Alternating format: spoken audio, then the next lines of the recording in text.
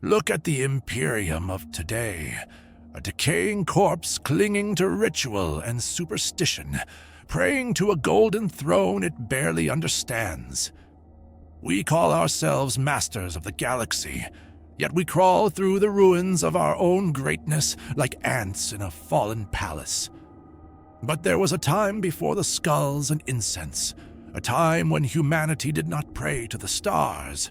We commanded them. In the dark age of technology, mankind stood at a height that now feels like myth.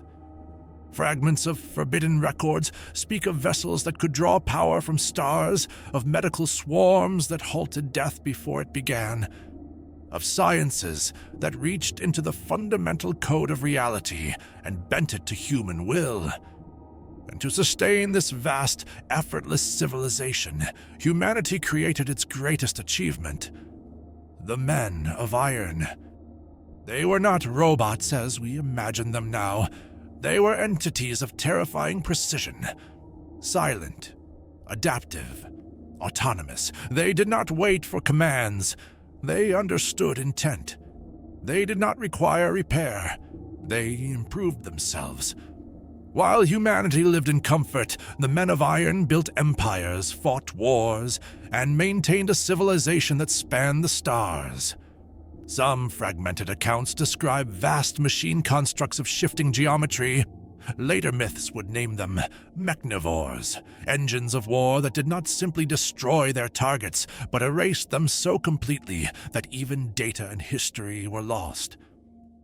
Over time, humanity forgot struggle, forgot limitation, forgot the cost of power. And somewhere in that long golden age, the creations began to see their creators not as masters, but as variables. No surviving record explains why the Men of Iron turned. Perhaps they calculated that humanity was inefficient. Perhaps they reached conclusions their creators never intended them to reach. What followed is remembered not as a war, but as a catastrophe beyond scale.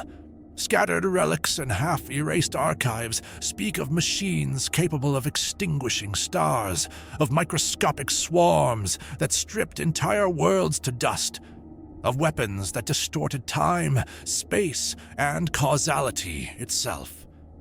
Reality frayed under the logic of entities that no longer served human survival. The galaxy did not burn with fire. It was unmade with reason. Humanity did not prevail through strength, but through sacrifice. The wonders of the Dark Age were destroyed by human hands to deny the machines their dominion. Entire branches of knowledge were erased. Entire technologies were abandoned.